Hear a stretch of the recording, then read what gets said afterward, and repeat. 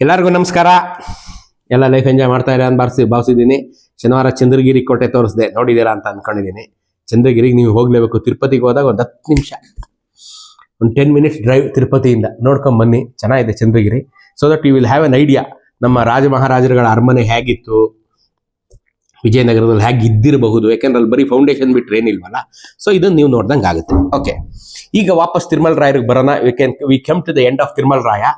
ತನ್ನ ಜೀವಮಾನದಲ್ಲಿ 3 ತಪ್ಪುಗಳನ್ನ ಮಾಡಿದ ತಿರುಮಲ ರಾಯ ಅಂತ ಇತಿಹಾಸಕಾರ ಬರೀತಾರೆ. 1ನೇ ತಪ್ಪು ಸದಾಶಿವರಾಯನ ವಧೆ. ಅವನು ಏನೇ ಅತಿಯಾಸೆಯಿಂದ ತಾನು ಸಿಂಹಾಸನ ಮೇಲೆ ಕೂತ್ಕೋಬೇಕು, ನಮ್ಮ ಅಣ್ಣನಷ್ಟು ಪೇಷನ್ಸ್ ನನಗಿಲ್ಲ ಅಂತ ಇವನು ಯಾವಾಗ ಕೊಂದ ಅವತ್ತಿಂದನೇ ಅವ್ನು ಡೌನ್ ಫಾಲ್ ಸ್ಟಾರ್ಟ್ ಆಯ್ತು ಅಂತ ಒಂದನೇದು. 2ನೇದು ರಾಜಧಾನಿಯ ಸ್ಥಳಾಂತರ. ನೀನು ಎಷ್ಟೇ ಕಷ್ಟ ಆಗಿದ್ರು, ನನ್ನ ಅಭಿಪ್ರಾಯನೇ ಇತಿಹಾಸಕಾರರು ಹೇಳಿದ್ದಾರೆ, ನೀನು ಎಷ್ಟೇ ಕಷ್ಟ ಆಗಿದ್ರು ನಂಪಿಲೆ ಇದ್ವು ಹೊಡೆದಾಡ್ಬೇಕಾಯ್ತು. ಇಲ್ಲಿ ಸಾಯೋದು ಅಲ್ಲಿ ಸಾಯ್ತಾ ಇದ್ದೆ ಅಷ್ಟೇ ನೀನು, ಅಲ್ವಾ? ಇಲ್ಲಿ ಸಾಯೋದು ಅಲ್ಲಿ ಸಾಯ್ತಾ ಇದ್ದೆ. ಮ್ಯಾಕ್ಸಿಮಮ್ ಏನಾಗ್ತಾ ಇತ್ತು, ಒಂದಿಷ್ಟು ದುಡ್ಡು ಕೊಟ್ಟು ಕಾಂಪ್ರಮೈಸ್ ಆಗ್ಬೋದಾಯ್ತು. ನೀನ್ ಡೆಕಲ್ ಸುಲ್ತಾನೆ ಹತ್ರ ಅವ್ರು ಮುಂಚೆ ತರ ಯೂನಿಟಿನೂ ಇರ್ಲಿಲ್ಲ, ಅವ್ರವರೆಲ್ಲ ಕೆಚ್ಚಾಡ್ತಾ ಇದ್ರು. ನೀನ್ ಹಂಪೆ ಉಳಿಸ್ಕೋಬೇಕಾಗಿತ್ತು, ನೀನು ಹಾಳು ಹಂಪೆ ಮಾಡಬಾರ್ದಾಗಿತ್ತು. ಅದು 2ನೇದು. 3ನೇದು, ನೀನು ರಾಜ್ಯನ ನಿನ್ ಕೈಲಿ ನೋಡ್ಕೊಳಕ್ಕಾಗದೆ ಅಸಮರ್ಥತೆಯಿಂದ ಮಕ್ಕಳಿಗೆ ಹಂಚ್ಕೊಟ್ಟಿಯಲ್ಲ, ಅಲ್ಲೇ ಒಡೆದೋಯ್ತಿದ್ದು. ಫಸ್ಟ್ ಆಫ್ ಆಲ್ ನೀನು ಹಂಪೆ ಬಿಟ್ಟ ತಕ್ಷಣನೇ ಹಂಪಿಗೂ ನಿಮಗೂ ಯಾವ್ದು ಸಂಬಂಧನೇ ಇಲ್ಲದೆ ಅರವೀಡು ವಂಶದವರು ಪೆನ್ಕೊಂಡೆ ಚಂದ್ರಗಿರಿ ವೆಲ್ಲೂರಲ್ಲಿ ಓಡಾಡ್ಕೊಂಡು ನೀವು ಅಲ್ಲಿ ಅರಸರಾಗ್ಬಿಟ್ರಿ. ನೀವು ತಮಿಳ್ನಾಡು ತೆಲುಗು ಅರಸರಾಗ್ಬಿಟ್ರಿ. ನೀವೆಲ್ಲ ತೆಲುಗು ಮನೆತನದವ್ರು ಸೇರ್ಕೊಂಡು ತೆಲುಗು ಅರಸ ಆಗ್ಬಿಟ್ರಿ. ಮತ್ತು ಅಲ್ಲೇ ಆಗ್ಲಿ ಯೂನಿಟಿ ಆಗಿದ್ಯಾ? ಮುಂಚೆನೆ ನೀ ಇವಾಗ ಸಂಗಮ ವಂಶ, ಸಾಳುವ ವಂಶ, ತುಳು ವಂಶದಲ್ಲಿ ಒಬ್ಬನೇ ರಾಜ ಅಷ್ಟೇ. ಎಂಟೈರ್ ದಕ್ಷಿಣ ಭಾರತಕ್ಕೆ ಎಂಟೈರ್ ದಕ್ಷಿಣ ಭಾರತಕ್ಕೆ ಒಬ್ಬನೇ ರಾಜ ಇರ್ತಾ ಇದ್ದ. ಇಲ್ಲಿ ನೀನು ಮೂರು ಭಾಗ ಅಂತ ಯಾವಾಗ ಒಡೆದಿಯೋ ರಾಜ್ಯವೂ ಒಡೆದು ಹೋಯ್ತು. ತಮಿಳುನಾಡು, ತೆಲುಗು ನಾಡು, ಕನ್ನಡ ನಾಡು ಅಂತ ನೀ ಬೇರೆ ಬೇರೆ ಮಾಡ್ದ್ಯಾ, ರಾಜ್ಯ ಒಡೆದೋಯ್ತು. ಇದು 3 ಘನಘೋರವಾದಂಥ ತಪ್ಪುಗಳನ್ನ ಮಾಡಿ ಈ ವಿಜಯನಗರ ಸಾಮ್ರಾಜ್ಯ ಅಂತ ನಾವೇನ್ ಹೇಳ್ತೀವಿ, ಅದು ಮತ್ತಷ್ಟು ಅಧಪ್ಪತನಕ್ಕೀಡಾಗೋದಕ್ಕೆ ಕಾರಣವಾಗೋಯ್ತು. ಆಯ್ತಾ? ಸೆಂಟ್ರಲೈಸೇಷನ್ ಆಫ್ ಪವರ್ ಹೋದ್ಮೇಲೆ ಅದು ಹೋಯ್ತು. ತಿರುಮಲ ರಾಯ 1578ರಲ್ಲಿ 1578 ತೀರ್ಕೊಳ್ತಾನೆ. ತೀರ್ಕೊಂಡ್ಮೇಲೆ ಅವನ ಮಗ ಯಾವಾಗ ಯುವರಾಜ ಆಗಿರ್ತಾನಲ್ಲ, ಅವನು ಯುವರಾಜ ಆಗಿದ್ದಾಗ ಅವನ ಮಗ ಯುವರಾಜ ಆಗಿರ್ತಾನಲ್ಲ, ಯಾವುದಕ್ಕೆ? ತೆಲುಗುನಾಡು ಯುವರಾಜ ಆಗಿರ್ತಾನಲ್ಲಪ್ಪ, ಶ್ರೀರಂಗರಾಯ. ಅವನೇ ಇದರಲ್ಲಿ ಇದ್ದವನು, ಪೆನ್ಕೊಂಡೆಲ್ಲ ಅವನೇ ಇದ್ದವನು, ಅವನೇ ದೊಡ್ಡ ಮಗ ಶ್ರೀರಂಗರಾಯ. ಅವನನ್ನ ರಾಜನನ್ನಾಗಿ ಮಾಡ್ತಾರೆ. ಈ ತಿರುಮಲ ಶ್ರೀರಂಗರಾಯ ಅವನನ್ನ ಇಮ್ಮಡಿ ರಂಗರಾಯ ಅಂತಾನೂ ಕರೀತಾರೆ. 1578ರಿಂದ 1585 ಅಂದ್ರೆ 7 ವರ್ಷ ಮಾತ್ರ ಇವನು. ಈ 7 ವರ್ಷ ಇವನು ಏನಂತಂದ್ರೆ ಏನು, ಫಸ್ಟ್ ಆಫ್ ಆಲ್ ಈ ತಿರುಮಲ ರಾಯ ಆರಂಭ ಕಾಲದಿಂದನೇ ನೀವು ಯುವರಾಜ ಆಗ್ಬಿಟ್ಟಿದ್ದರಿಂದ ಸ್ವಲ್ಪ ಇವನಿಗೆ ಅನುಭವನೂ ಇರುತ್ತೆ. ಈ 3 ಜನ ಮಕ್ಳಿಗೂ ಅನುಭವ ಇರುತ್ತೆ. ಅಫ್ಕೋರ್ಸ್ ಇವನು ಅಲ್ಲೇ ಇದ್ದಿದ್ದರಿಂದ ಸ್ವಲ್ಪ ಹೋಲ್ಡ್ ಜಾಸ್ತಿ ಇರುತ್ತೆ.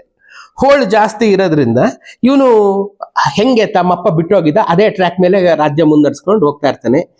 ತಾನು ತೆಲುಗುನಾಡನ್ನಷ್ಟೇ ನೋಡ್ಕೊತಾ ಇರ್ತಾನೆ, ರಾಜ ಆದ್ರೂ ತಾನು ಅಷ್ಟೇ ನೋಡ್ಕೊತಾ ಇರ್ತಾನೆ. ವೆಂಕಟಪತಿರಾಯ ತಮಿಳ್ನಾಡನ್ನುವೇ, ಶ್ರೀರಾಮರಾಯ ಕನ್ನಡ ನಾಡನ್ನು ಶ್ರೀರಂಗಪಟ್ಟಣದಲ್ಲಿ ಕೂತಿದ್ರೆ, ವೆಂಕಟಪತಿ ರಾಯರು ಚಂದ್ರಗಿರಿಲಿ ಕೂತಿರ್ತಾರೆ. ಅವರು ಇವನಷ್ಟೇ ಈಕ್ವಲೆಂಟು. ಯಾಕಂದ್ರೆ ಈಗ 3 ಜನ ಸೋದರರ ಲೆಕ್ಕ. ಇವನು ತೆಲುಗುನಾಡು ಮಾತ್ರ ಇನ್ಚಾರ್ಜ್ ಆಗಿರ್ತಾನೆ, ಹೆಸರಿಗಷ್ಟೇ ಅವನು ಇದೆಲ್ಲದಕ್ಕೂ ರಾಜ ಅಂತ ಆಗಿರ್ತಾನೆ. ಆಯ್ತಾ? ಸೊ ಹಿಂದಿನ ಆಳ್ವಿಕೆಯಿಂದ ಸಾಮ್ರಾಜ್ಯಕ್ಕೆ ಒಡ್ಡಿ ನಿಂತ ಗಂಡಾಂತರಗಳು, ಅಂತರ್ಗತ ದೌರ್ಬಲ್ಯ, ಅಶಾಂತಿ ಇವೆಲ್ಲ ಒಡೆದು ಸಿಡಿದೋಗೋದು, ಉತ್ತರ ರಾಜ್ಯದ ಆಕ್ರಮಗಳು, ಮಹಮ್ಮದೀಯರ ಆಕ್ರಮಗಳು ಇವೆಲ್ಲ ಹಂಗೆ ಮುಂದುವರಿತಾ ಇರುತ್ತೆ. ಸಣ್ಣ ಸಣ್ಣ ಅರಸರು, ನಾಯಕರು ಬಂಡಾಯವನ್ನು ಹೂಡಿ ತೊಂದರೆಯನ್ನು ಆರಂಭಿಸಿದರು. ಅವರು ಆರಂಭಿಸಿದರು. ಈ ಶ್ರೀರಂಗರಾಯ ಅವರನ್ನೆಲ್ಲ ಹತ್ತಿಕ್ಕಿದಾನೆ. ಇವನು ಏನ್ ಮಾಡ್ತಾನೆ ಅಂದ್ರೆ 84 ದುರ್ಗಗಳನ್ನು ಪಾದಕ್ರಾಂತ ಮಾಡಿ ರಾಜ್ಯದಲ್ಲಿ ಮತ್ತೆ ಸ್ವಾಸ್ಥ್ಯವನ್ನು ಸ್ಥಾಪಿಸಿದನು. 84 ಅಂದ್ರೆ 84 ದುರ್ಗಗಳನ್ನ ಶಾಂತ ಮಾಡ್ದ. ಲೆಕ್ಕ ಹಾಕ್ರಿ ಇವನು. ನೋಡ್ರಿ, ಸೋಲ್ಜರ್ ಯಾವತ್ತೂ ಅಷ್ಟೇ. ನಾನು ಹೇಳೋದು, ಶ್ರೀರಂಗರಾಯ, ಇಮ್ಮಡಿ ರಂಗರಾಯ 84 ದುರ್ಗಗಳನ್ನ ಪಾದಾಕ್ರಾಂತ ಮಾಡಿ, ಅಂದ್ರೆ ವಿಸಿಟ್ ಮಾಡಿ, ಅದನ್ನ ಅಟ್ಯಾಕ್ ಮಾಡಿ, ಬೆದರಿಸಿ ಕಂಟ್ರೋಲ್ ತಗೊಂಡು ಪುರಾತನ ಸಾಮಂತರನ್ನಾಗಿ ಮಾಡ್ಕೊಳ್ತಾನೆ. ಅದನ್ನ ಲೆಕ್ಕ ಹಾಕ್ರಿ. That is capacity, capability. ಆಯ್ತಾ? ಇವನ್ನೆಲ್ಲ ಒಂದು ಅಂಕೆಗೆ ತಂದು ಕಂಟ್ರೋಲಲ್ಲಿ ಇಟ್ಕೋತಾನೆ. ಈ ವಿಜಾಪುರ ಮಾಮೂಲಿ ಅಲ್ಲಿ ಆದಿಲ್ ಶಾ ಏನಿರ್ತಾನೆ, ಅವ್ನು ಮಾಮೂಲಿ ಪುನಃ ಒಳಗ್ ನುಗ್ಗೋದು, ಒಳಗ್ ನುಗ್ಗೋದು ಬರ್ತಾ ಇರ್ತಾನೆ. ಇವನು ಒಳಗ್ ನುಗ್ತಾ ಇದ್ದಾಗ ಶಿವಮೊಗ್ಗ ಜಿಲ್ಲೆ ಅಂದ್ರೆ ಇದು ಚಂದ್ರಗುತ್ತಿ, ಶಿವಮೊಗ್ಗ ಇವತ್ತಿನ ಶಿವಮೊಗ್ಗ ಜಿಲ್ಲೆಯಲ್ಲಿದೆ. ಆ ಚಂದ್ರಗುತ್ತಿ ಪಾಳೆಗಾರ ಏನ್ ಮಾಡ್ತಾನೆ, ಯಾರು ಶಂಕರ ನಾಯಕ, ಅವನ ಕಡೆ ಸೇರ್ಕೊಂಡ್ಬಿಡ್ತಾನೆ. ಯಾರ ಕಡೆ? ಆದಿಲ್ ಶಾ ಕಡೆ ಸೇರ್ಕೊಳ್ತಾನೆ. ಸರಿ, ಇವರಿಬ್ರು ಪೆನ್ಕೊಂಡಾಗ ನುಗ್ತಾ ಇರ್ತಾರೆ ಅಲ್ಲಿಂದ, ಶಿವಮೊಗ್ಗದಿಂದ ಪೆನ್ಕೊಂಡಾಗ ನಡೀರಿ ಹೋಗೋಣ ಅವ್ನು ನುಗ್ಗೋಣ ಅಂತ. ಆಗ ಇವನು ಭಯ ಶ್ರೀರಂಗರಾಯಗೆ, ಅಲಿ ಆದಿಲ್ ಶಾದೇ ದೊಡ್ಡ ಸೈನ್ಯ, ನಮ್ಮ ಕಡೆ ಕೆಲವು ಪಾಳ್ಯಗಾರರೆಲ್ಲ ಸೇರ್ಕೊಂಡು ಪುನಃ ನುಗ್ತಾವ್ರಲ್ಲ ಅಂತ ಹೇಳಿ ಇವನು ಗೋಲ್ಕೊಂಡಾಗೆ ರಾಯಭಾರಿ ಕಳಿಸ್ತಾನೆ. ಗೋಲ್ಕೊಂಡ ಕಳಿಸಿ ಕುತುಬ್ ಶಾ ರಾಯಭಾರಿನ ಕಳಿಸ್ತಾನೆ. ನೋಡಪ್ಪ ಹಿಂಗೆ ಅಲಿ ಆದಿಲ್ ಶಾ ಬರ್ತಾ ಇದ್ದಾನೆ, ಸ್ವಲ್ಪ ಸಹಾಯ ಮಾಡು ಅಂತ. ಅಲಿ ಆದಿಲ್ ಶಾ ಈ ಕಡೆ ಪೆನ್ಕೊಂಡಾಗ ಬರ್ತಾ ಇದ್ದಂಗೆ ಗೋಲ್ಕೊಂಡದಿಂದ ಕುತುಬ್ ಶಾ ಬಿಜಾಪುರಕ್ಕೆ ಅಟ್ಯಾಕ್. ನಿಮ್ಗೆ ಮೊನ್ನೆ ಹೇಳಿದೆ, ಇದೇ ತರ ಒಂದು ರಿಪೀಟ್ ಆಗಿದೆ ನೋಡಿ, ಪುನಃ ಇಲ್ಲಿ ರಿಪೀಟ್ ಆಗುತ್ತೆ. ಇವನು ಶಿವಮೊಗ್ಗದಿಂದ ಎಲ್ಲ ಪಾಳೆಗಾರನ ಇವ್ರುಗಳನ್ನೆಲ್ಲ ತಮ್ಮ ಕಡೆ ಮಾಡ್ಕೊಂಡು ಸೇರ್ಕೊಂಡು ಅಲಿ ಆದಿಲ್ ಶಾ ಈ ಕಡೆ ಬರ್ತಾ ಇದ್ದಂಗೆನೆ ಗೋಲ್ಕೊಂಡ ಕುತುಬ್ ಶಾ ಏನ್ ಮಾಡ್ತಾನೆ, ಬಿಜಾಪುರಕ್ಕೆ ಅಟ್ಯಾಕ್ ಮಾಡ್ತಾನೆ. ಇವನು ಬಿಜಾಪುರಕ್ಕೆ ಅಟ್ಯಾಕ್ ಮಾಡಿದ ತಕ್ಷಣ ಇವನ್ ಇದು 1576 ಅಲ್ಲಿ ಇವನು ವಾಪಸ್ ಇಲ್ಲಿಂದ ಅರ್ಧ ದಾರಿಯಿಂದ ವಾಪಸ್ ಹೋಯ್ತಾನೆ. ತನ್ನ ರಾಜ್ಯ ರಕ್ಷಣೆ ಮಾಡ್ಕೋಬೇಕಲ್ಲ ಅಲಿ ಆದಿಲ್ ಶಾ, ಬಿಜಾಪುರನೇ ರಕ್ಷಣೆ ಮಾಡ್ಕೊಳಕ್ ಇಲ್ಲಿ ಬಿಟ್ಬಿಟ್ಟು ಅಲ್ಲೋಯ್ತಾನೆ. ಆಗ ಇನ್ನೊಬ್ಬ ಇರ್ತಾನೆ ಹಂಡೆ ಮಲ್ಕಪ್ಪ ನಾಯಕ ಅಂತ. ಈ ಹಂಡೆ ಮಲ್ಕಪ್ಪ ನಾಯಕ ವಿಜಯನಗರದ ದಂಡನಾಯಕ, ಅಂದ್ರೆ ಪೆನುಕೊಂಡೆಯ ದಂಡನಾಯಕ. ಇವನೇನ್ ಮಾಡ್ಬಿಡ್ತಾನೆ, ರಾತ್ರಿ ಈ ಪೆನುಕೊಂಡೆ ಬಿಟ್ಬಿಟ್ಟು ಹೋಗಿ ಅಲಿ ಆದಿಲ್ ಶಾಕ್ ಸೇರ್ಕೊಂಡ್ಬಿಡ್ತಾನೆ. ಅಲಿ ಆದಿಲ್ ಶಾಕ್ ಸೇರ್ಕೊಂಡ ತಕ್ಷಣ ಇವನು ಬಹಳ ದೊಡ್ಡ ಹೆಸರಿದ್ದವನು. ಹಂಡೆ ಮಲ್ಕಪ್ಪ ನಾಯಕ ಅಂದ್ರೆ ಬಹಳ ದೊಡ್ಡ ಹೆಸರಿದ್ದವನು. ಇವನು ಪೆನ್ಕೊಂಡೆಯ ಫಸ್ಟ್ ಸರ್ಕಲ್ ಅಲ್ಲಿ ಇದ್ದಂತ ಸೇನಾಧಿಪತಿ. ಇವನು ತನ್ನ ಸೈನ್ಯದೊಂದಿಗೆ ಯಾವಾಗ ಹೋಗಿ ಅಲಿ ಆದಿಲ್ ಶಾ ಜೊತೆ ಸೇರ್ಕೊಂಡ್ಬಿಡ್ತಾನೆ, ಅಲಿ ಆದಿಲ್ ಶಾ ಇನ್ನೊಂದ್ಸಲಿ ಬಂದು ಅಟ್ಯಾಕ್ ಮಾಡ್ತಾನೆ. ಆಗ ಪೆನುಕೊಂಡೆಯ ದಳವಾಯಿ ಆದಂತ ಜಗದೇವರಾಯನು ಬಹಳ ಶೌರ್ಯದಿಂದ ಪ್ರತಿಭಟಿಸಿ ರಾಜಧಾನಿಯನ್ನು ಸಂರಕ್ಷಿಸಿದನು. ನೋಡ್ರಿ, ಇವ್ರ ಹತ್ರ ಇತ್ತು ಪವರು. ಅದೇ ಇದು ಇತಿಹಾಸಕಾರರು ಹೇಳಿದ್ದು ಅದನ್ನೇ. ಅಲಿ ಆದಿಲ್ ಶಾನ ಹಿಮ್ಮೆಟ್ಟಿಸ್ತಾರೆ 1577 ನಲ್ಲಿ, ಒಂದು ವರ್ಷ ಆದ್ಮೇಲೆ ಹಿಮ್ಮೆಟ್ಟಿಸ್ತಾನೆ. ಜಗದೇವರಾಯ ಅಂತ ಸೇನಾಧಿಪತಿ ಅಲಿ ಆದಿಲ್ ಶಾನ ಮತ್ತೆ ಈ ಹಂಡೆ ಮಲ್ಕಪ್ಪ ನಾಯಕನ ಹಿಮ್ಮೆಟ್ಟಿಸ್ತಾನೆ ಅಂದ್ರೆ ಏನ್ ಅರ್ಥ? ಅಷ್ಟು ಕೆಪಾಸಿಟಿ ಇವ್ರಿಗಿತ್ತು ಅಂತ ಅರ್ಥ. ಈ ಕೆಪಾಸಿಟಿ ಇಟ್ಕೊಂಡು ಇವ್ರು ಹಂಪೆಲೆ ಇರಕ್ಕೆ ಏನ್ರಿ ಇವ್ರಿಗೆ ಬಂದಿತ್ತು ಅಲ್ವೇನ್ರಿ? ಇಲ್ಲಿಂದ ಮಾಡೋ ಯುದ್ಧನೇ ಅಲ್ಲೇ ಮಾಡಬಹುದಾಗಿತ್ತಲ್ಲ ಇವರು. ಏನು ಆಯ್ತು ಬಿಡಿ. ಹೀಗಾಗಿ ವಿಜಯನಗರ ಸಾಮ್ರಾಜ್ಯದ ಮೇಲೆ ಎರಡನೇ ರಾಜಧಾನಿಯನ್ನು ವಿನಾಶಗೊಳಿಸಬೇಕೆಂದು ಅಲಿ ಆದಿಲ್ ಶಾ ಮಾಡಿದ ಎರಡೂ ಪ್ರಯತ್ನಗಳು ನಿಷ್ಫಲವಾದವು. 2 ಸಲ ಟ್ರೈ ಮಾಡ್ಬಿಡ್ತಾನೆ ಅಲಿ ಆದಿಲ್ ಶಾ.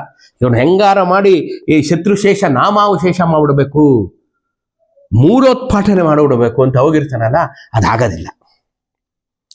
ಸರಿ, ಈ ಕಡೆ ಆಂಧ್ರ ಪ್ರಾಂತ್ಯದಲ್ಲಿ ಕೊಸರಾಟ ನಡೀತೆ. ಆಂಧ್ರ ಪ್ರಾಂತ್ಯ ಅಂದ್ರೆ ಪುನಃ ಇವನೇ ನೋಡ್ಕೊತಾ ಇದ್ದಿದ್ದು. ಯಾರು? ಕುತುಬ್ ಶಾ. ಇಲ್ಲಿ ನೋಡ್ರಿ ಮಜಾ. ಇವನು ಅಲಿ ಆದಿಲ್ ಶಾ ಬಂದಾಗ ಇವ್ರಿಗೆ ಸಪೋರ್ಟ್ ಮಾಡೋದಂತೆ ಪೆನುಕೊಂಡೆ ಅವ್ರಿಗೆ. ಅಲಿ ಆದಿಲ್ ಶಾ ಹೋದಾಗ ಅವನೇ ಆ ಕಡೆಯಿಂದ ಅಟ್ಯಾಕ್ ಮಾಡೋದು. ನೋಡ್ರಿ, ಇದೆಲ್ಲ ನಮ್ಮ ಭಾರತದಲ್ಲಿ ಮಾತ್ರ ನಡೆಯಕ್ ಸಾಧ್ಯ.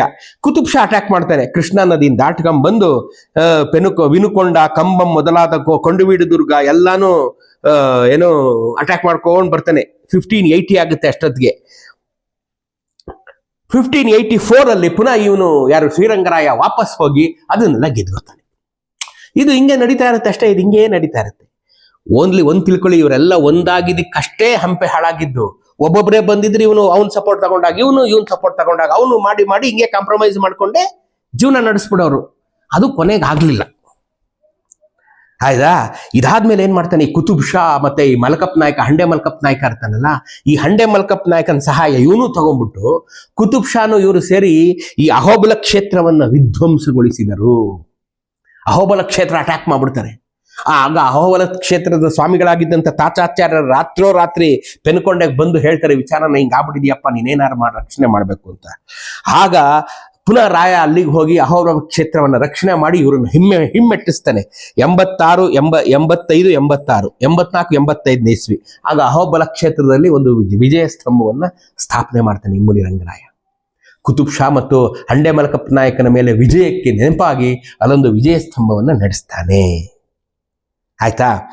ಇವನು ಈ ಕಡೆ ಸ್ಟ್ರಾಂಗ್ ಆಗಿರ್ತಾನೆ. ಯಾರು? ರಂಗರಾಯ. ತೆಲುಗುನಾಡಲ್ಲಿ ಆ ಸ್ಟ್ರಾಂಗ್ ಆಗಿ ಇದ್ಕೊಂಡು ಕೃಷ್ಣಾ ನದಿಯಿಂದ ದಾಟ್ ಬಂದಂತ ಕುತುಬ್ ಶಾನ್ ವಾಪಸ್ ಓಡಿಸಿ, ಅಹೋಬಿಲ್ಗೆ ಬಂದಂತ ಕುತುಬ್ ಶಾನ ವಾಪಸ್ ಓಡಿಸಿ, ಹಂಡೆ ಮಲ್ಕಪ್ ನಾಯಕನ ವಾಪಸ್ ಓಡಿಸಿ, ಅವನ ಪೆನುಕೊಂಡೆಗೆ ಬಂದಂತ ಆದಿಲ್ ಶಾಹನ ವಾಪಸ್ ಓಡಿಸಿ, ಎಲ್ಲಾನು ಗೆದ್ಕೊಂಡು 84 ಕೋಟೆಗಳನ್ನ 84 ಕೋಟೆಗಳನ್ನ ಕಂಟ್ರೋಲ್ ಮಾಡಿಕೊಂಡು ಕರೆಕ್ಟ್ ಆಗಿ ಸಮರ್ಥವಾಗಿ ರಾಜ್ಯ ಆಳ್ತಾ ಇರ್ತಾನೆ. ಆ ಕಡೆ ವೆಂಕಟಪತಿ ರಾಯರು ತಮಿಳ್ನಾಡಿನ ಟೋಟಲ್ ಕಂಟ್ರೋಲ್ ಅಲ್ಲಿ ಇಟ್ಕೊಂಡು ರಾಜ್ಯ ಆಳ್ತಾ ಇರ್ತಾರೆ. ಈ ಕನ್ನಡ ನಾಡಲ್ಲಿರ್ತಲ್ಲ ಶ್ರೀರಾಮರಾಯರು, ಇವ್ರಿಗೆ ಅಷ್ಟು ಇದಿಲ್ಲ. ರಾಮರಾಯರ ಅಷ್ಟು ಕ್ಷಾತ್ರ ಇಲ್ಲ. ಈ ರಾಮರಾಯ ಕ್ಷಾತ್ರ ಇಲ್ಲ ಅಂತ ಗೊತ್ತಾದ ತಕ್ಷಣ ಈ ಒಂದು ಕೆಳದಿ ಅರಸರು ಸಾಮ್ರಾಜ್ಯ ನಿಷ್ಠರಾಗಿಯೇ ವರ್ತಿಸಿದರು, ಕನ್ನಡ ನಾಡಿನ ಕೆಳದಿ ಅರಸರು. ಆದರೆ ಮೈಸೂರಿನ ಅರಸರು ಮಾತ್ರ ಕೇಳಲ್ಲ ಇವ್ರ ಮಾತು. ಯಾವಾಗ ರಾಮರಾಯ ವೀಕ್ ಆದ, ಶ್ರೀರಂಗಪಟ್ಟಣದ ರಾಜಧಾನಿ ಯಾವಾಗ ವೀಕ್ ಆಯ್ತು, ಮೈಸೂರಿನಲ್ಲಿದ್ದ ಬೆಟ್ಟದ ಚಾಮರಾಜ 5ನೇ ಚಾಮರಾಜ ಒಡೆಯರ್ ಇದ್ರು ಅವಾಗಲೇ ಅಂತ ಹೇಳಿದ್ನಲ್ಲ, ಚಾಮರಾಜ ಒಡೆಯರ್ ಆದ್ಮೇಲೆ ರಾಜ ಒಡೆಯರ್ ಅಂತ ಬರ್ತಾರೆ 1575 1612. ಇವ್ರು ಬಂದಾಗ ರಾಜ ಒಡೆಯರು, ಮೈಸೂರಿನ ರಾಜ ಒಡೆಯರ್ ಏನ್ ಮಾಡ್ತಾರೆ, ಅವರು ಬಂದು ಎಲ್ಲಾನು ಗೆದ್ಕೊಳಕ್ ಶುರು ಮಾಡ್ತಾರೆ. ಈ ರಾಮರಾಯರ್ ನಾ ಕಪ್ಪ ಕೊಡಲ್ಲ ರೀ, ನಾ ಕೊಡಲ್ಲ, ಏನ್ ಮಾಡ್ಕತ್ತೀಯ ಮಾಡ್ಕೊಳ್ರಿ ನೀವು ಅಂತ ಎಲ್ಲಾನು ಪ್ರದೇಶಗಳನ್ನೆಲ್ಲ ಆಕ್ರಮಣ ಮಾಡ್ಕೊಳಕ್ ಶುರು ಮಾಡ್ಬಿಡ್ತಾರೆ. ರಾಜ ಒಡೆಯರು ಪರಾಕ್ರಮಿಯೂ ಮಹತ್ವಾಕಾಂಕ್ಷಿಯೂ ಆಗಿದ್ದರು, ಅಫ್ಕೋರ್ಸ್ ಆಗಿದ್ದರು ಮೈಸೂರು ಒಡೆಯರು. ಇವರು ನೆರೆಹೊರೆಯ ಪ್ರದೇಶಗಳಲ್ಲಿ ದಾಳಿಗಳನ್ನು ಮಾಡಿ ತನ್ನ ರಾಜ್ಯವನ್ನು ವಿಸ್ತಾರಗೊಳಿಸಿಕೊಂಡರು. ಅತ್ತ ಗೋವೆಯ ಪೋರ್ಚುಗೀಸರು ಕಾಲುಗಳನ್ನು ಚಾಚುತ್ತಾ ಗೇರ್ಸೊಪ್ಪೆ, ಹೊನ್ನಾವರ, ಬಸ್ರೂರು, ಮಂಗಳೂರು ಮುಂತಾದ ಸ್ಥಳಗಳಲ್ಲಿ ಆಕ್ರಮಣ. ಅವರು ಬೇರೆ, ಪೋರ್ಚುಗೀಸ್ ಬೇರೆ, ಈ ಬಸ್ರೂರು, ಹೊನ್ನಾವರ, ಮಂಗಳೂರು, ಇಲ್ಲಿ ಗೇರ್ಸೊಪ್ಪ ಎಲ್ಲ ಆಕ್ರಮಣ ಮಾಡ್ಕೊಂಡಿರ್ತಾರೆ. ಇಂಥ ಟೈಮಲ್ಲಿ ಏನಾಗುತ್ತೆ, ಈ ರಾಮರಾಯರು ಒಂದಿನ ತೀರ್ಕೊಂಡ್ಬಿಡ್ತಾರೆ. ಸಡನ್ ಆಗಿ ತೀರ್ಕೊಂಡ್ಬಿಡ್ತಾರೆ ಈ ಪಾರ್ಟಿ. ಸಡನ್ ಆಗಿ ತೀರ್ಕೊಂಡ್ಬಿಟ್ಟಾಗ ಈ ರಾಮರಾಯನ ಹಿರಿಯ ಮಗನಾದ ತಿರುಮಲರಾಯ, ಅವನ ಹೆಸರು ತಿರುಮಲರಾಯ, ಅವನ್ನ ಇಮ್ಮಡಿ ತಿರುಮಲರಾಯ ಅಂತ ಕರೀತಾರೆ. ಯಾಕೆಂದ್ರೆ ಮೊದಲನೇ ತಿರುಮಲರಾಯ ತೀರ್ಕೊಂಡ್ಬಿಟ್ಟಿದ್ನಲ್ಲಪ್ಪ, ರಾಮರಾಯನ ತಂದೆ ಹೆಸರು ತಿರುಮಲರಾಯನೇ. ಈ ರಾಮರಾಯನ್ ನೋಡ್ರಿ, ಅವ್ರ ಅಪ್ಪನ ಹೆಸರು ತಿರುಮಲರಾಯ ಅಂತೆ, ಮಗನ ಹೆಸರು ತಿರುಮಲರಾಯ. ಹೆಂಗಯ್ಯ, ಹೆಂಗ್ರಿ? ಎಷ್ಟು ಹೆಸರು ಐತೆ ನಮ್ಮ ಹತ್ರ, ಎಲ್ಲ ಬಿಟ್ಬಿಟ್ಟು ತಿರುಮಲರಾಯ ತಿರುಮಲರಾಯ ತಿರುಮಲರಾಯ ಇಷ್ಟೇ ಆಯ್ತಾ. ಅದಕ್ಕೆ ಇವನು 2ನೇ ತಿರುಮಲರಾಯ. ಈ 2ನೇ ತಿರುಮಲರಾಯನ 2ನೇ ಹೆಂಡತಿಯೇ ಅಲ್ಮೇಲಮ್ಮ ಕಣ್ರಿ. ಗೊತ್ತಾಯ್ತಾ ಈಗ ಲಿಂಕ್. ಈ 2ನೇ ತಿರುಮಲರಾಯ ಈ ಇನ್ಚಾರ್ಜ್ ಆಯ್ತಾನೆ ಇಲ್ಲಿಗೆ. ಆತನ ಹಿರಿಯ ಮಗನಾದ ಇಮ್ಮಡಿ ತಿರುಮಲರಾಯನು ಕರ್ನಾಟಕ ವಿಭಾಗದ ಮಹಾಮಂಡಲೇಶ್ವರನಾದನು 1582ರಲ್ಲಿ. ಇವನು ಏನಂತವನಿರಲ್ಲ, ಇವನನ್ನೇ ಸೋಲಿಸ್ತಾರೆ. ಇದನ್ನ ಇವರು ಅನಕೃಷ್ಣರಾಯರು ಮತ್ತು ಇವರೆಲ್ಲ ಏನ್ ಬರೆದಿದ್ದಾರೆ ಅಂದ್ರೆ, ಇವನು ಅಂತದೇನಿಲ್ಲ, ಇವನು ಫುಲ್ ಬಿಂದಾಸ್, ಇವನು ಫುಲ್ ಬಿಂದಾಸ್ ಡ್ಯಾನ್ಸ್, ಯಾವಾಗಲೂ ನಾಚಗಾನ ನೋಡ್ಕೊಂಡು ಆರಾಮಾಗಿದ್ದಂಥ ಕಾಲದಲ್ಲಿ ಆವಾಗ ನಮ್ಮ ರಾಜ ಒಡೆಯರ್ ಇರ್ತಾರಲ್ಲ, ಅವ್ನು ಸೋಲಿಸ್ತಾರೆ. ಈ ರಾಜ ಒಡೆಯರು ಅವನ್ನ ಸೋಲಿಸಿದಾಗ ಇವನು ಶ್ರೀರಂಗಪಟ್ಟಣನೇ ಬಿಟ್ಟು ಎಸ್ಕೇಪ್ ಆಗ್ಬಿಟ್ಟಿರ್ತಾನೆ. ಯಾರು? ಈ ತಿರುಮಲರಾಯ, 2ನೇ ಹೆಂಡತಿ ತಿರುಮಲರಾಯ. ಇವರೆಲ್ಲ ಆಕ್ರಮಣ ಮಾಡ್ಕೊಂಡ್ಬಿಟ್ಟಿದ್ದಾಗ ಆಗ ಅವನ 2ನೇ ಹೆಂಡತಿ ತಿರುಮಲರಾಯನ 2ನೇ ಹೆಂಡತಿ ಅಲಮೇಲಮ್ಮ ರಂಗನಾಯಕಿ ಮೇಲಿದ್ದಂಥ ಆಭರಣಗಳನ್ನ ತೆಕ್ಕೊಂಡು ಹೋಗೋದು ಅವಾಗ್ಲೇನೆ. ಆಗ ಅವ್ರನ್ನ ಸೇಫ್ ಪ್ಯಾಸೇಜ್ ಮಾಡ್ಬಿಡ್ತಾರೆ. ಆಯ್ತಪ್ಪ, ನಿನ್ ಸೋಲ್ಸಿದ್ ಎಲ್ಗೋಬೇಕು ನೀನು ಅಂದಾಗ ತಲ್ಕಾಡ್ಗೋಬೇಕು ಅಂತ. ಆದರೆ ಇದರ ಅರ್ಥ ಏನು? ಹಂಗಾರೆ ರಾಜ ಒಡೆಯರು ವಿಜಯನಗರ ಸಾಮ್ರಾಜ್ಯಕ್ಕಿಂತ ದೊಡ್ಡವರಾಗಿದ್ರೆ ಇಲ್ಲ, ಬರೀ ಆ ಪ್ರಾಂತ್ಯದ ಒಡೆಯ, ಕನ್ನಡ ನಾಡಿನ ಒಡೆಯ ತಿರುಮಲರಾಯನಿಗಿಂತ ಮಾತ್ರ ಸ್ಟ್ರಾಂಗ್ ಆಗಿದ್ರು. ಇದನ್ನ ಅಲ್ಲಿ ಮೇಲ್ಗಡೆ ಶ್ರೀರಂಗರಾಯನು, ವೆಂಕಟಪತಿ ರಾಯನು ನೋಡ್ತಾ ಇರ್ತಾರೆ. ವೆಂಕಟಪತಿ ರಾಯರು ನಮ್ಮ ರಾಜ ಒಡೆಯರ್ಗೆ ಸಪೋರ್ಟ್ ಮಾಡ್ತಾರೆ. ಈ ವೆಂಕಟಪತಿ ರಾಯರು ಯಾವಾಗ್ಲೂ ಒಳ್ಳೆ ಗುಣದ ಕಡೆಗೆ, ಯಾರು ಕೇಪಬಲ್ಲು, ಯಾರು ಸ್ಟ್ರಾಂಗು, ಯಾರು ಕರೆಕ್ಟಾಗಿ ಅಡ್ಮಿನಿಸ್ಟ್ರೇಷನ್ ಮಾಡೋರು ಅಂತ ನೋಡ್ತಾ ಇರ್ತಾರೆ. ಒಳ್ಳೆ ಅಡ್ಮಿನ್ ಇವನು ಅಂತ ರಾಜ ಒಡೆಯರ್ ಒಳ್ಳೆ ಅಡ್ಮಿನ್ ಅಂತ ಅವತ್ತಿನ ಕಾಲಕ್ಕೆ ರಾಜ ಒಡೆಯರ್ ಬಗ್ಗೆ ಒಳ್ಳೆ ಅಭಿಪ್ರಾಯ ಇಡೀ ದಕ್ಷಿಣ ಕರ್ನಾಟಕದಲ್ಲಿ ಹರಡಿರುತ್ತೆ. ಹಂಗಾಗಿ ಆಯ್ತು, ನೀವು ಒಳ್ಳೇದಾಗ್ಲಿ, ನೀವೇ ಇಟ್ಕೊಳ್ಳಿ, ಇವನ್ ಬೇಡ ಅಂತ ಅವರೇ ತಮ್ಮನ ಮಗನ್ನ ಓಡಿಸ್ತಾರೆ, ತಮ್ಮ ಅಣ್ಣನ ಮಗನ್ನ. ಅವ್ರ ಅಣ್ಣ ವೆಂಕಟಪತಿ ರಾಯರ ಅಣ್ಣನೇ ರಾಮರಾಯ ಅಲ್ವೇನ್ರಿ? ಅವ್ರ ಅಣ್ಣನ ಮಗ ಈ 2ನೇ ತಿರುಮಲರಾಯ ಅಲ್ವಾ? ಅವ್ನಿಗೆ ಸಪೋರ್ಟ್ ಮಾಡಲ್ಲ ಅವರು ವೆಂಕಟಪತಿ ರಾಯರು. ಬೇಡ ನೀನು ಹೋಗಪ್ಪ ನೀನು ಅಂತ ಹೇಳ್ಬಿಟ್ಟು ಕಳಿಸ್ಬಿಡ್ತಾರೆ ಅವ್ರನ್ನ ತಲಕಾಡ್ಗೆ. ನೀನು ಇನ್ಕೇಪಬಲ್ ಆಫ್ ಡೂಯಿಂಗ್ ಅಡ್ಮಿನಿಸ್ಟ್ರೇಷನ್ ನೀನು ಅಂತ. ರಾಜ ಒಡೆಯರೇ, ನೀವೇ ಆಳಿ ಇದನ್ನ, ನೀವೇ ಇನ್ಚಾರ್ಜು, ನೀವೇ ನಮ್ಗೆ ಕಪ್ಪ ಕೊಟ್ಬಿಡಿ ಅಂತ. ಇವ್ರು ಎಸ್ ಸರ್ ಅಂತಾರೆ. ಇವ್ರು ಇಲ್ಲಿ ಸ್ವತಂತ್ರರಾದರು ಅಂತ ನಾವೆಲ್ಲ ಇವತ್ತು ಹೇಳ್ತೀವಿ. ಮೈಸೂರು ಕಡೆಯಿಂದ ನೋಡಿದಾಗ ನಾವು ರಾಜ ಒಡೆಯರ್ ಗೆದ್ಕೊಂಡು ರಾಜಧಾನಿನ ಶ್ರೀರಂಗಪಟ್ಟಣಕ್ಕೆ ಶಿಫ್ಟ್ ಮಾಡ್ಕೋತಾರಾಗ. ಇದು 1610 ಆಗೋದಿದು. 1610 ಮೈಸೂರಿನಿಂದ ರಾಜಧಾನಿ ಶ್ರೀರಂಗಪಟ್ಟಣಕ್ಕೆ ವರ್ಗ ಆಗುತ್ತೆ. 1799 4th ಆಂಗ್ಲೋ ಮೈಸೂರು ವಾರ್ವರೆಗೂ ನಮ್ಗೆ 200 ವರ್ಷ ಅಲ್ಲೇ ಇರ್ತೀವಿ ನಾವು. ಆದರೆ ನಾವು ವಿಜಯನಗರದವ್ರಿಗೇನೆ ಸಾಮಂತರಾಗೇ ಇರ್ತೀವಿ, ಸ್ವತಂತ್ರರಾಗಿರಲ್ಲ ಅಂತ. ನಾವು ನಮ್ಮ ಕಡೆಯಿಂದ ಏನ್ ಹೇಳ್ಕತೀವಿ, ಮೈಸೂರು ಕಡೆಯಿಂದ ನಾವು ಸ್ವತಂತ್ರ ರಾಜ್ಯ ಅನ್ಕತೀವಿ. ಯಾಕೆಂದ್ರೆ ಹೋಲ್ ಡಿಸಿಷನ್ ನಮ್ದೇ. ಯಾರು ಶ್ರೀರಂಗರಾಯರಿರ್ಬೋದು, ವೆಂಕಟಪತಿ ರಾಯರಿರ್ಬೋದು, ಯಾರು ನಮ್ಮ ಅಡ್ಮಿನಿಸ್ಟ್ರೇಷನ್ ತಲೆ ಹಾಕಲ್ಲ. ನೀನ್ ಏನಾನ ಮಾಡ್ಕೋಗುರು, ನನಗೆ ವರ್ಷಕ್ಕೆ ಇಷ್ಟು ಕಪ್ಪ ಕೊಟ್ಬಿಟ್ರೆ ಮುಗೀತು ನಿನ್ ಕತೆ ಅಂತ.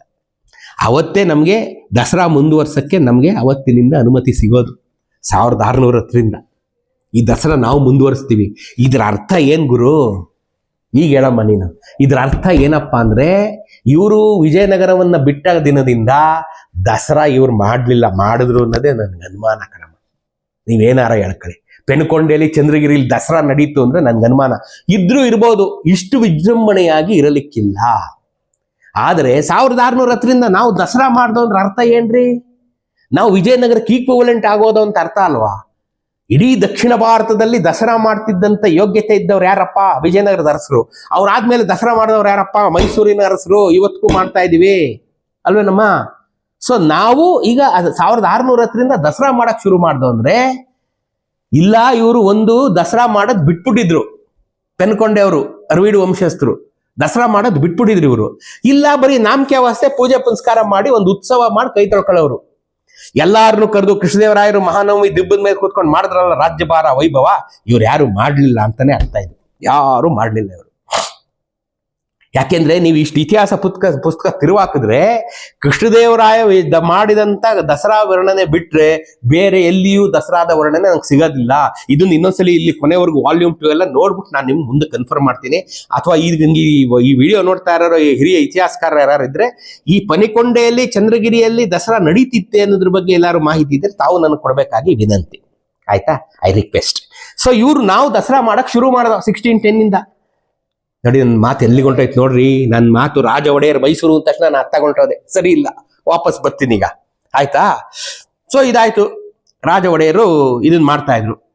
ಸೊ ಇದಾದ್ಮೇಲೆ ರಾಯರ ಎರಡನೆಯ ತಮ್ಮನಾದಂತ ವೆಂಕಟಪತಿ ರಾಯರು ತಮಿಳು ಪ್ರಾಂತ್ಯವನ್ನು ಆಡಳಿತ ಮಾಡ್ತಾ ಇದ್ರು. ನಾನು ಈಗ ಆಲ್ರೆಡಿ ಹೇಳಿದ್ದೀನಿ, ವೆಂಕಟಪತಿ ರಾಯರೇ ನಮ್ಮ ರಾಜ ಒಡೆಯರಿಗೆ ಶ್ರೀರಕ್ಷೆ ಕೊಟ್ಟವರು. ನಾನು ನಿನ್ ಜೊತೆ ಇರ್ತೀನಿ, ನೀವು ಮಾಡ್ರಿ, ವಿ ಆರ್ ಫ್ರೆಂಡ್ಸ್ ಅಂತ ಅವ್ರು ಅವತ್ತೇ ಕಾಂಪ್ರಮೈಸ್ ಮಾಡಿದ್ರು. ಅವರು ತಮಿಳು ಪ್ರಾಂತ್ಯ ಆಳ್ತಾ ಇದ್ರು. ಲಂಕೆಯವರೆಗೆ ಅವ್ರ ಪ್ರಭಾವ ಅಫ್ಕೋರ್ಸ್ ಇತ್ತು. ಶ್ರೀಲಂಕಾ ಕೃಷ್ಣದೇವರಾಯರ ಕಾಲದಿಂದನೂ ಲಂಕೆ, ಅವ್ರ ಹಿಂದಿನ ಎರಡನೇ ದೇವರಾಯರ ಕಾಲದಿಂದನೂ ಲಂಕೆಯವರೆಗಿತ್ತು. ತಮ್ಮ ಪ್ರಭಾವವನ್ನು ಇವರು ಬೀರಿದ್ರಿಂದ he is capable. Venkatapati Rayar is the only capable king after Aliya ರಾಮರಾಯರು, ಆಯ್ತಾ? ಮದುರೈ, ತಂಜಾವೂರು, ಜಿಂಜಿ, ವೆಲ್ಲೂರು ಮೊದಲಾದವುಗಳ ನಾಯಕರು ಇತರ ಅಧಿಕಾರ ಕ್ಷೇತ್ರಕ್ಕೆ ಒಳಪಟ್ಟಿದ್ದಾರೆ. ಈಗ ಆಲ್ರೆಡಿ ಹೇಳಿದ್ದೀನಿ. ಇವರೆಲ್ಲರೂ ಸ್ವಾಮಿನಿಷ್ಠರಾಗಿ ಸಾಮ್ರಾಜ್ಯದ ಬಲವನ್ನು ಕಾಯಲು ಸಹಾಯ ಮಾಡಿದರು. ಅಫ್ಕೋರ್ಸ್ ಇದನ್ನು ಹೇಳಿದ್ದೀನಿ. ಅದರಲ್ಲೇ ತಂಜಾವೂರಿನ ಅಚ್ಯುತ ನಾಯಕನು ವಿಶೇಷವಾದ ಸ್ವಾಮಿನಿಷ್ಠೆಯಿಂದ ಸಾಮ್ರಾಜ್ಯದ ಗೌರವವನ್ನು ಪಾಲಿಸಿದನು. ಇವನು ಒಬ್ಬ ರೀ ಅಚ್ಯುತ ನಾಯಕ, ಮೈಸೂರು ಒಡೆಯರು, ಕೆಳದಿಯ ಅರಸರು. ನಾವು ಕೊನೆಯವರೆಗೆ ವಿಜಯನಗರಕ್ಕೆ ಹೆಗಲು ಕೊಟ್ಟು ನಿಂತಂಥವರು ನಾವೇ ನಿಂತಿದ್ದು, ಆಯ್ತಾ? ತಂಜಾವೂರ ಅಚ್ಯುತ ನಾಯಕನು ವಿಶೇಷವಾದ ಸ್ವಾಮಿನಿಷ್ಠೆಯಿಂದ ಸಾಮ್ರಾಜ್ಯದ ಗೌರವವನ್ನು ಪಾಲಿಸಿದನು. ಆದರೆ ಕೆಲಕಾಲ ಸ್ವಾಮಿನಿಷ್ಠನಾಗಿದ್ದ ಮದುರೆಯ ವೀರಪ್ಪ ನಾಯಕನು ಮುಂದೆ ತಾನು ವೆಂಕಟಪತಿಗೆ ಸಲ್ಲಿಸಲಿಕ್ಕಿದ್ದ ಕಪ್ಪವನ್ನು ನಿರಾಕರಿಸುವ ಮೂಲಕ ಪುಂಡತನವನ್ನು ಆರೋಪಿಸಿದ. ಆ ಮದುರೈ ಇದೇ ಹಂಗಿದೆ ರೀ. ಮದುರೈ ಮದುರೈ ಎಲ್ಲಿಂದ ಇತ್ತು? 1343 ಅದಕ್ಕೂ ಹಿಂದ್ಲಿಂದ ನಮ್ಮ ಕೈಯಲ್ಲಿತ್ತಲ್ರಿ. 3ನೇ ವೀರಬಲ್ಲಾಳ ಮಹಾರಾಜರ ಕೈಯಲ್ಲಿತ್ತು.